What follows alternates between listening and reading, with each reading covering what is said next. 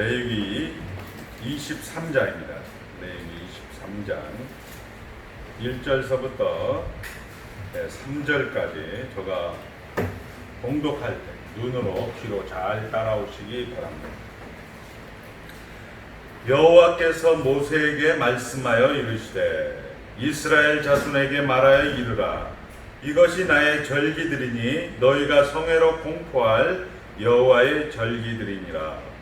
엿새 동안은 일할 것이요 일곱째 날은 쉴 안식일이니 성회의 날이라. 너희는 아무 일도 하지 말라. 이는 너희가 거주하는 각처에서 지킬 여호와의 안식일이니라. 아멘. 하나님만 주인이십니다. 오늘 우리가 읽은 이 말씀은 이제 레위기 23장과 관계해서 전반부에 16장을 기준으로 해서 대속죄일을 기준으로 해서 전반부는 제사라는 부분, 그 다음에 제사장, 그 다음에 정결 예식을 이렇게 기록을 했고 17장서부터는 정결 예식, 그 다음에 제사장에 대해서 이야기하고 23장서부터 25장까지는 절기와 관계해서 하나의 제사의 영역에 대해서 데칼코마니 이렇게 얘기하죠. 반으로 접으면 양쪽으로 이런 대칭 구조로 설명을 하고 있습니다. 코로나19는 어쩌면 대한민국 교회 가운데 가장 큰 화두를 던지고 있는 것이 뭐냐면 성도의 정체성을 확인하는 그런 신앙 노선으로 바뀌고 있습니다. 대한민국은 1907년도에 우리 평양신학교에서 7분의 대한민국 사람들이 목사님이 됩니다. 제주도 선교를 했던 이기풍 목사님, 우리가 잘 아는 서쪽 하늘 붉은 노을 노래를 만드셨던 주기천 목사님, 길선주 목사님, 이런 목사님들이 대한민국 사람으로 처음 목사님이 되었습니다. 근데 그 당시에 세계적 배경은 어떤 배경이었냐면 이 기독교계에서 처음에 이 기독교는 말씀 중심의 교회가 됩니다. 근데 말씀 중심의 교회가 되다가 목사님 너무 말씀만 하니까 딱딱해요. 기도 한번 시원하게 한번 해보고 싶어요. 이렇게 역사의 순환 논리는 바뀌어지는 거죠. 이 말씀 중심의 교회를 우리는 개혁파 교회 이렇게 되고 이것을 객관적이다 이렇게 해서 하나의 정통신학이다 이렇게 얘기합니다. 그리고 그 다음에는 이제 기도 한번 시원하게 한번 해보고 싶다라는 것이 경험주의, 은사주의 이렇게 해서 우리가 말하는 경건주의가 됩니다. 이 경건주의가 이제 한창 전 세계 기독교를 이제 휘감을 때 전 세계 분위기 속에서 이제 이 미국의 이런 경건주의 분위기에서 아펜젤러라는 사람, 거기는 이제 막 신혼부부들이었어요. 신혼부부들이 되었고 그 다음에 언더우드라는 사람이 이제 한국에 선교사로 오게 되어집니다. 언더우드는 총각이었고 아펜젤러는 신혼부부였기 때문에 아펜젤러는 감리교 선교사로서 우리 이제 형님은 조금 가정도 있고 하니까 이 인천항을 중심으로 해서 가까운 데를 전도하십시오. 그리고 언더우드는 총각이고 하니까 이제 저 전라도 경상도 지역으로 해서 장로교 선교사가 되는 겁니다. 그래서 인천, 서울, 강원, 경기 남부가 감리교가 많은 이유가 아펜젤러 선교사님의 영향이고 언더우드 선교사님은 이제 총각이기 때문에 먼 지방까지 다니면서 전도를 했기 때문에 장로교가 많은 거예요. 근데 이 두 분 다 경건주의, 경험주의, 기도를 한번 시원하게 한번 해보겠다 하신 분들이 이제 소속되어 있던 그런 분위기 속에서 한국에 오니까 한국 역시도 갑자기 원산 대붕운동, 평양 장대현교회, 그 장대현교회는 이제 김일성 금수강산이라고 해요. 금수강산, 금수산성, 이렇게 해갖고 금수산궁 이렇게 되는 거예요. 그 김일성과 김정일의 시신이 안치된 곳이 장대현교회 자리입니다. 그러니까 그 자리에서 평양 대부흥 운동이 일어나는 거예요. 그러니까 성경보다는 기준인, 신앙과 생활의 기준인 성경보다는 우리의 경험, 즉 감성, 뜨거움, 열정, 역동적인 것들이 결국 한국교회의 초기에 일파만파로 방방곡곡에 복음이 전하게 되어집니다. 그래서 우리가 잘 아는 대로 장로교 간판을 걸고 순복음식으로 목회한다. 이렇게 조국 교회는 그간 약 120년 동안 힘차게 달려온 겁니다. 그런데 뜻밖의 2019년도에 코드비 19, 우한 폐렴, 여러 가지 얘기인데 코로나 19로 인해서 갑자기 교회들이 하나둘 폐쇄하기 시작하죠. 그리고 사회적 거리두기라는 듣도 보도 못한 그런 문화들이 우리에게 밀려오기 시작합니다. 외국을 가고 싶어도 갔다 와서 15일 동안 감옥 생활을 해야 되니까 절제하게 되고, 여러 가지 그런 패러다임이 전환되는 그런 시대 가운데 교회도, 이 한국교회도 이제 중요한 전환점에 놓이게 되는 겁니다. 지난 시간에도 얘기했습니다. 지금은 교회의 아이덴티티, 정체성을 가지고 제한 속죄, 예수 그리스도는 택자만을 위해서 죽었다. 그리고 우리가 가지고 있는 보편구원론이 아니고, 선교가 아니고, 은사나 경험이 아니고 성경으로 돌아가라는 시그널을, 사인들을 지금 이제 한국교회는 직면하고 있는 거예요. 다행히도 웬 은혜인지 웬 감사인지 저희 교회 가운데서는 이런 내용을 가지고 계속 공개를 받았습니다. 다른 교회는 지금 휘청거리는 거예요. 정체성이 혼란이 오고, 급기야는 90이 되던 어떤 할머니 권사님은 평생 예배당을 안 가면 큰 벌을 받을 줄 알고 주일 예배를 부득불 참석하면서 모든 예배, 모든 모임은 다 참석했었는데, 코로나19로 인해서 이제는 첫 번째 주, 두 번째 주 안 가다 보니까 별반 문제가 없다 보니까 이제는 성도들이 하나둘 예배당을 등지는 그런 현장을 우리 두 눈으로 이제 목도하고 있는 겁니다. 그리고 이제 사회적인 분위기에 편승해서 교회는 집단 그런 밀폐된 시설이기 때문에 코로나의 원상지다, 근원지다 이렇게 이야기하고, 이렇게 매스컴에서 연일 연야 방송이 되다 보니까 자식들은 어머니, 아버지에게 교회를 가지 마십시오, 목사님들에게 전화와서 이제 모임을 좀 자제해 주십시오, 이 정도는 괜찮은데, 큰 교회들, 이제 아파트, 신도시, 상가가 아닌 지어진 교회에서 찬송 소리가 나면 그 동네 동장이나 시장님에게 민원을 제기해서 이제 그 민원 때문에 교회당으로, 예배당으로 전화가 오는 그런 시대에 우리는 살고 있는 거예요. 우리는 이 말씀을 통하여서 확인하는 것은 하나님이 주인이다라는 겁니다. 그리고 이 말씀과 우리의 현장은 하나님이 주인으로서 여러분이 인정을 하든 우리가 부정을 하든 간에 하나님은 역사와 세상을 다스리고 있는 거예요. 그 역사와 세상을 다스리는 하나님을 우리의 안식일에, 우리의 주일에, 우리의 절기에 우리가 하나님을 공부해왔던 것입니다. 그리고 그 하나님을, 우리가 소개받은 하나님을 우리의 삶의 모든 정황 속에서, 사건 속에서, 일들 속에서 그 하나님을 닮아가는 훈련을 우리의 일생 가운데서 하는 것으로 기독교인, 성도, 예수가 기본인 그런 기독교 세계관을 가지고 살아가는 것이 바로 성도라는 겁니다.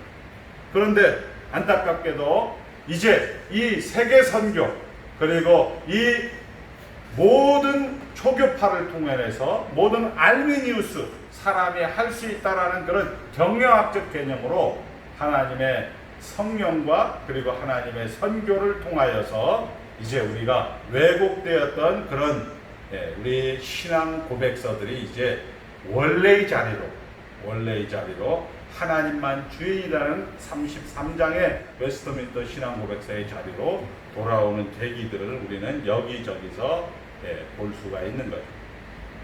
하나님이 참 신기한 것 같아요. 어쩌면 세상 입장에서는 홍수의 심판일 것입니다. 어쩌면 준비하지 못한 성도들 입장에서는 홍수의 심판처럼 느껴질 것이에요. 그러나 우리의 성경은 물기를 바꾸시는 하나님, 성도의 정체성을 다시 한번 확인해서 내 안은 너 때문에, 우리 성도들 때문에 이런 코로나19를 세상 가운데 보내었다. 너희들을 거룩하고 흠이 없고 책망할 것이 없는 하나님의 백성을 만들기 위해서 하나님께서 이 역사와 이 세상을 다스리고 있는 그런 현장을 우리가 확인하고 있는 겁니다. 그리고 이제 이 레위기 23장에 우리가 잘 아는 대로 이제 이 절기라든지 구약의 모든 것들은 예수 그리스도로 예표되어지는 겁니다. 이제 절기는 없어요. 우리 신약 시대에는. 그리고 이 절기, 무교절, 유월절, 우리가 잘 아는 유월절 지난 다음에 오순절 지난 다음에 77절, 그리고 초막절, 수장절이라고 하는 이런 7절기를 23장에는 기록을 하고 있습니다. 그리고 이 23장에 이 기록된 이 이스라엘의 7대 명절은 예수 그리스도를 예표하는 겁니다. 예수 그리스도를 상징하는 거예요. 솔로몬의 성전에 금보다 더 귀하다 이런 얘기는 우리는 예배당에 금을 칠라라는 얘기가 아니고 예수 그리스도의 은혜가 우리 인간이 표현할 수 있는 최고의 보석인 금보다 더 크다라는 의미에서 금이라는 것을 차용해서 우리가 쓰고 있듯이 예수 그리스도를 상징하고 있는 거죠. 예수는 이 책을 기록한 목적은, 이 성경을 기록한 목적은 예수가 하나님이다, 예수가 그리스도다라고 얘기하는 거예요. 예수가 하나님이라는 얘기는 지금 오늘 여기가 하나님이 다스리고 있다, 우리가 납득이 되고 이해가 되지 않다, 이런 것이 기준이 되는 것이 아니고 납득이 되든 납득이 되지 않든 예수가 다스리고 있다, 하나님이 다스리고 있다라는 것을 우리에게 교훈하고 있는 것입니다. 여호와께서 모세에게 말씀하여 이르시되 이스라엘 자손에게 이르되 이것이 나의 절기들이니 너희가 성회로 공포할 여호와의 절기들이라, 이렇게 얘기합니다. 이 절기는 예수 그리스도에게로 연결이 되었고, 이 절기를 왜 구약 백성들은 이 절기를 지켜야만 했는가? 그리고 이 절기를 통하여서 신약을 사는, 오늘을 사는 우리에게는 어떤 의미가 있는가라는 것을 조금 살펴보고 말씀을 맺을까 합니다. 이 절기를 통하여서 역사의 레슨, 역사의 교훈이 전달이 되어지는 겁니다. 우리 수연이와 우리 은서는 왜 예배당을 주일날 가야 됩니까? 그리고 이혜경 전사님은 그 주일날 가야 되는 이야기를 해줘야 되는 거예요. 아빠, 왜 광복절은 가평에 가서, 가평 북면에 가서 고기 구워 먹는 날이 광복절입니다. 우리 다음 세대는 다 이렇게 알고 있어요. 그러니까 노는 거는 알아요. 3.1절 쉬는 날, 현충일 노는 날, 광복절 고기 구워 먹는 날, 이렇게는 알고 있는데 우리도 모르니까, 부모도 모르니까 역사의 레슨, 역사의 교훈을 다음 세대와 이웃들에게 이야기를 해주지 않는 거예요. 소망이가 들어봅니다. 장로님, 아빠 왜 주일날 예배당 가야 돼? 몰라 임마, 그냥 가, 이렇게 얘기를 하고 있단 말이에요. 우리가 이게 왜 그러냐면 교회가 정체성, 아이덴티티를 가르쳐 주지 않았기 때문에 교회는 전도하는 곳, 교회는 예배 드리는 곳, 교회는 선교하는 곳, 이렇게 우리는 그간 우리의 인생 저희 전부를 그렇게 듣고 살았던 겁니다. 왜 주일날 예배를 가야 되느냐? 왜 주일날 예배당에 와야 되느냐? 이런 역사적인 레슨을 우리는 이 절기를 통하여서 교훈하고 다음 세대에 전수하는 것입니다. 그리고 두 번째는 이 절기를 통하여서 공동체가 하나가 되는 것입니다. 우리가 잘 아는 데죠. 명절 때 되면 추석이나 설이 되면 각자 고향으로 돌아가잖아요. 그리고 하나가, 우리 가족은 하나다라는 것을 확인하듯이 이스라엘 백성들은 디아스포라, 그들은 우리가 잘 아는 대로 2000년 동안 유리방황을 하게 됩니다. 엄밀히 따지게 되면 저들은 아스리아와 신바벨로니아, 바벨론과 아수르에 멸망되는 BC 약 500년서부터 지금 2020년이니까 약 2700년 동안 저희들은 돌아다닙니다. 그래서 우리는 디아스포라라 이렇게 얘기하죠. 그리고 거기에서 자기네끼리 블록을 살아서 나는 러시안 유대인, 우리는 지금 미국의 유대인, 그 유대인들이 가장 큰 손이라고 하잖아요. 우리가 잘 아는 빌 게이츠, 헨리 키신저. 근데 유대교를 지금도 신봉한다. 세계의 모든 금융은 이 유대인들이 장악을 하고 있는 거예요. 유대인들의 가장 주된 특징은 뭐냐? 인간이 대장이다라는 거에 최고의 정점에 서 있는 사람들.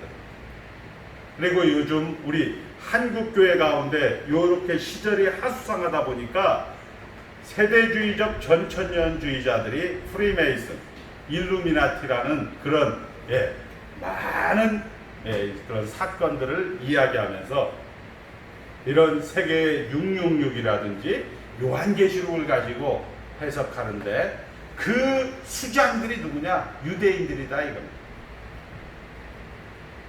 그러니까 재밌어요. 이런 거 설교하게 되면 그냥 정체성이 없는 우리같이 제한 속죄가 그리고 하나님과의 예수 그리스도의 신비적 연합이라는 것을 교회의 아이덴티티로 갖지 않으면 이런 얘기를 하면 쏙 빨려 들어가요. 우리 장로님들도 목사님들도 쏙 빨려 들어와갖고 와, 그런데 성도들 되게 많더라고요. 저도. 자, 이런 거의 수장이 우리가 잘 아는 유대인들이다. 그러니까 코로나19도 김영규 교수님 같은 경우는 2016년도에 코로나는 발생할 거다라고 제가 우리 교회협동신문에 칼럼으로 쓸었습니다. 그런데 여러분들, 빌 게이츠가 2015년도에 코로나19에 따르는 칩을 개발해서, 백신을 개발해서 이제 이것을 가지고 장사해 먹어야겠다라는 방송이 나와 있어요. 여러분 인터넷 찾아보면 다 나와 있어요.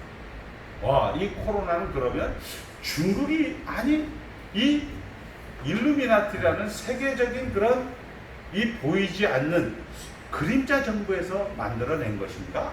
이런 의구심을 가지니까 재미가 있어. 그러니까 쭉 들어가는 거야. 왜? 내가 어떤 건지 모르니까. 한번 따라합니다. 인간은 천년을 살아도 죽습니다. 죄인은 죄인을 낳습니다. 이 원리에서 파생된 건데 이 원리에서 파생된 것을 까마득히 잊고 야, 저게 666 같다. 저 베레칩을 받아야 된다. 다르면 안 된다. 이런 식의 논리가 역사 가운데 2000년 기독교 역사 가운데 계속 있었다는 거예요. 우리는 타락한 본성을 가진 자들입니다. 빛이 어둠에 비추되 어둠이 깨닫지 못하는 거예요. 그리고 우리 세상은 죄의 부작용입니다. 세월로든 어떤 모든 사건들을 다 죄의 부작용이에요. 이 유일한 해결책은 예수 앞에 나오면 모든 죄 사하는 겁니다. 이것이 성경의 유일한 답이에요. 예수 앞에 나오면 모든 죄 사하고 이렇게 성경이 이야기하고 있는 겁니다. 나도 너를 정죄하지 아니하니 다시는 가서 죄를 범하지 말아라. 다시는 예수 앞에 나오라. 이렇게 얘기하는 겁니다. 교회 가운데 목사가 설교가 되고 있고 장로가 치의가 되고 있고 집사들이 선교, 구제, 봉사 이런 것이 되어지고 있다면 아직도 대한민국, 아직도 하나님의 나라는 보존되고 있다는 것으로 여러분들은 아멘을 하셔야 된다 이겁니다. 우리의 상황이 그렇다는 겁니다. 이런 유대인들이 하나 되기 위해서 이 절기가 필요했다는 겁니다. 나는 러시아에서 왔다, 나는 폴란드에서 왔다, 나는 저 미국에서 왔다. 이 유대의 명절 때는 전부 남자들은 예루살렘으로 모여드는 것입니다. 그래서 공동체의 하나됨을 확인하게 되는 겁니다. 그리고 이제 마지막으로 그들이 이제 이 절기를 통하여서 하나님 나라를 경험하게 되는 겁니다. 그러면 우리의 안식일에 이제 유대인들이 절기를, 이 구약적 배경에서 절기를 지키는 것은 첫 번째 역사적 레슨을 통하여서 다음 세대와 이웃들에게 이 하나님의 이 절기의 교훈을 넘기는 것과, 그리고 그들의 아이덴티티를 확인하는, 정체성을 확인하는 하나됨과, 그리고 하나님 나라를 경험하는 그런 것으로 절기가 되어졌다면 우리에게, 오늘 사는, 우리 신약을 사는 우리에게 어떤 의미가 있느냐, 이런 얘기입니다. 주일이라는 것은 우리 성경에는 안식일이 3번 나옵니다. 창조의 안식은 창세기 2장 1절서부터 3절, 4절까지 나오는데, 하나님이 다 하고 마치니 그날에 안식하였더라, 이렇게 얘기합니다. 한번 따라합니다. 다 하고 마치니 그날에 안식하였더라. 네. 우리 입장에서 그러니까 하나님이 모든 것을 엔드라인을 그은 거예요. 마지막 피니시 라인을 찍은 거예요. 다 하고 마치니 그날에 안식하였더라. 그리고 요한복음 19장 31절에 보니까, 30절에 보니까 예수님께서 십자가에서 이제 달려 마지막 죽는 그 순간에 다 이루었도다 라고 하시고 숨을 거두셨다라고 표현되고 있습니다. 다 이루었도다. 따라합니다. 다 이루었도다. 그리고 그분이 다 이루어서 이제 그 죽음과 함께 다시 부활한 날이 주일날이에요.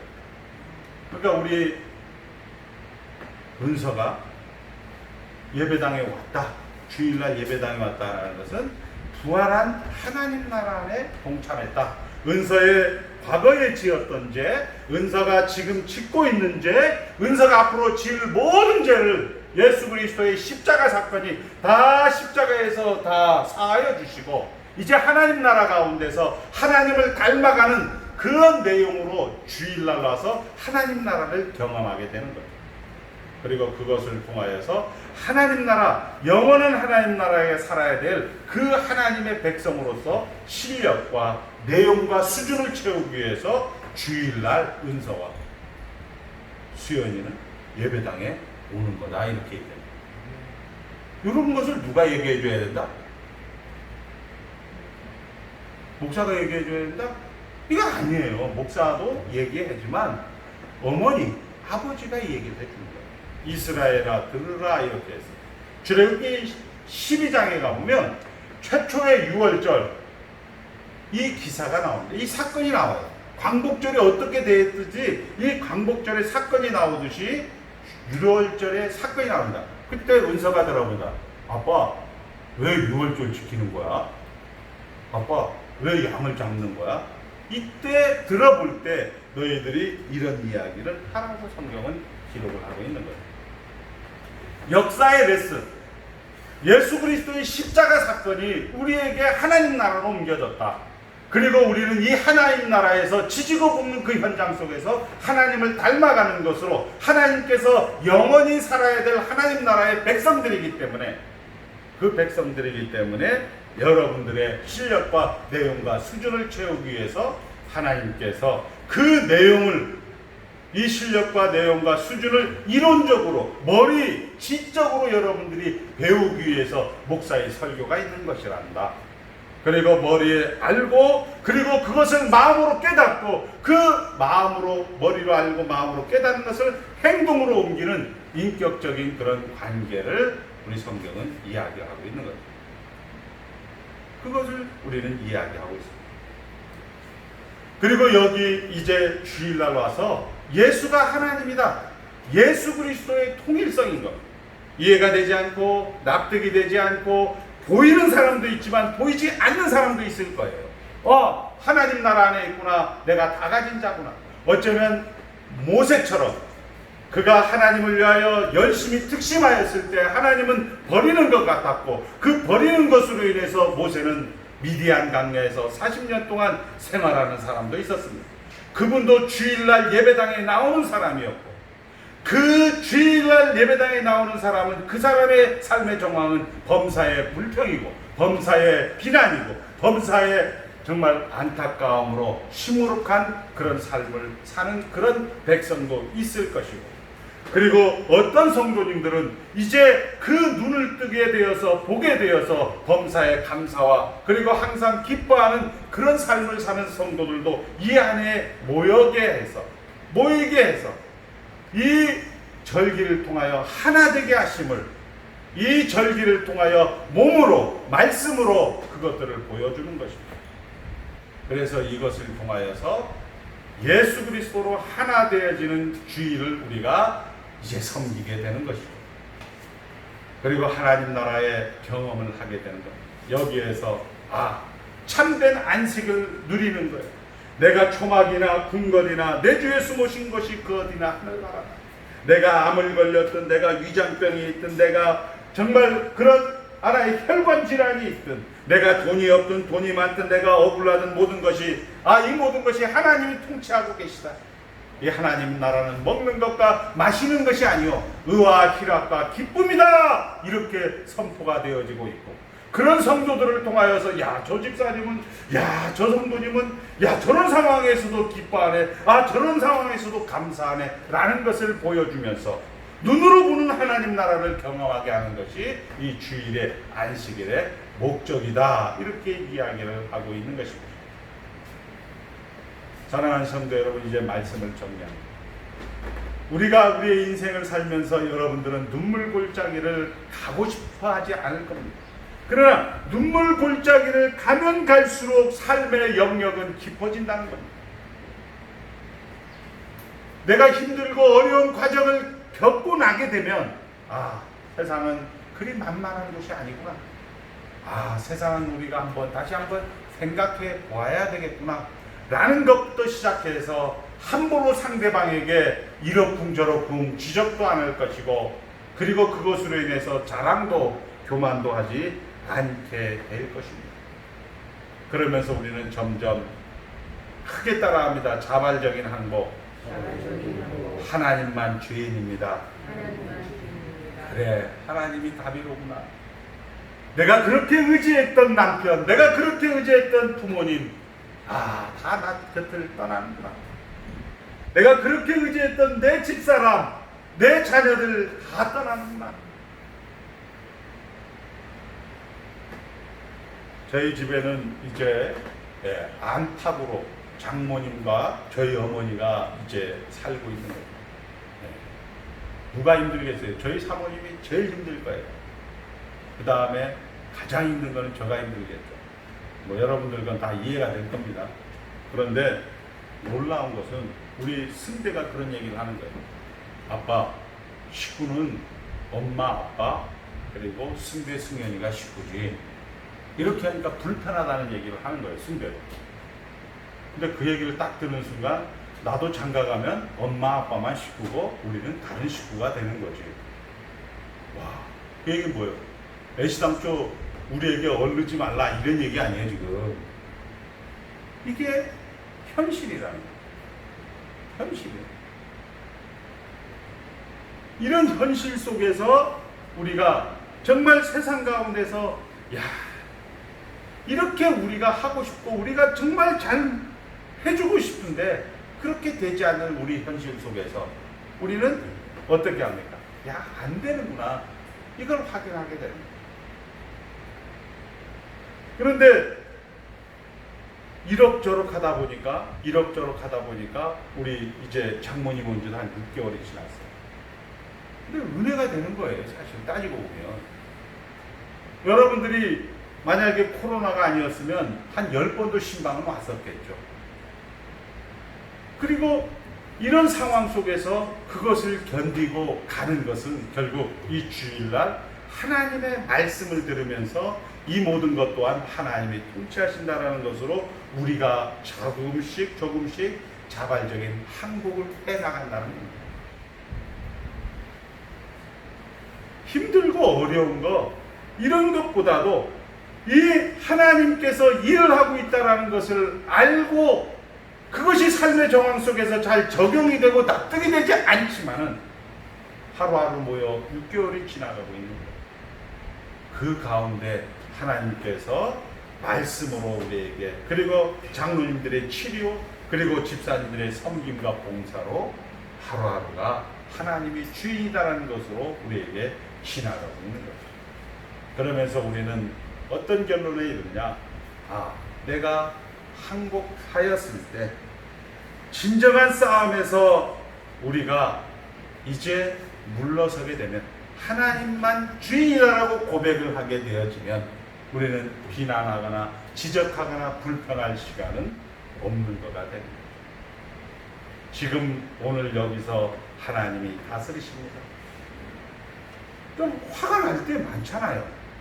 화가 많이 나면 저는 신학생에게 그 얘기를 했고 우리 성도님들에게 다 했던 얘기예요.